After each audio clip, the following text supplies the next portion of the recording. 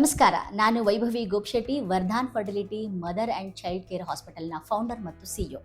ಇವತ್ತಿನ ವಿಷಯ insurance infertility ಟ್ರೀಟ್ಮೆಂಟ್ಗೆ cover ಆಗುತ್ತಾ ಅಥವಾ ಇಲ್ವಾ ಅನ್ನೋದೊಂದು ಪ್ರಶ್ನೆ.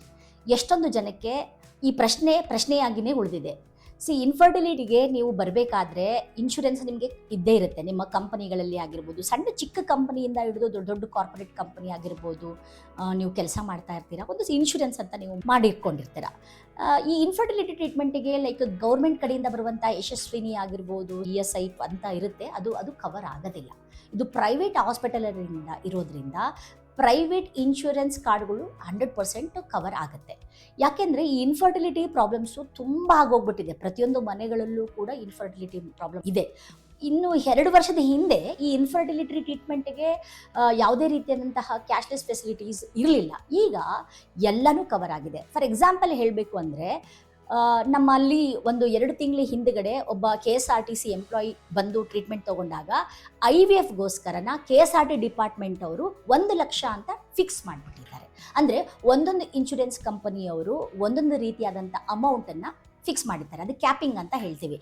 ನಿಮ್ಮ ಕಂಪನಿ ಮೇಲೆ, ನೀವು ತೊಗೊಳ್ಳೋಂಥ ಸ್ಯಾಲ್ರಿ ಮೇಲೆ, ಈ ಸಿಬಿಲ್ ಸ್ಕೋರ್ ಮೇಲೆ ಕೂಡ ಇದು ಎಲ್ಲ ಡಿಪೆಂಡೆನ್ಸಿ ಇರುತ್ತೆ.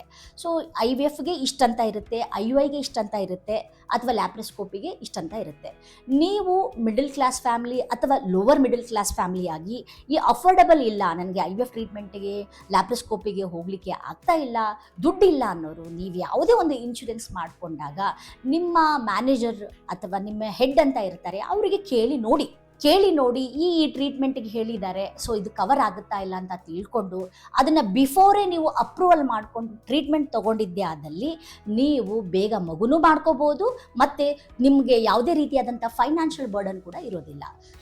ನೀವು ಇದುವರೆಗೆ ನಿಮ್ಗೆ ಇನ್ಶೂರೆನ್ಸ್ ಕಾರ್ಡ್ ಮಾಡ್ಕೊಂಡಿಲ್ಲ ಅಂದರೆ ಮಾಡ್ಕೊಳ್ಳಿ. ಅಟ್ಲೀಸ್ಟ್ 1 ವರ್ಷ ಆದರೂ ನೀವು ಪ್ರೀಮಿಯಂ ಅಮೌಂಟು ನೀವು ಪೇ ಮಾಡಿದರೆ ನೀವು you are eligible to go for the cashless facility.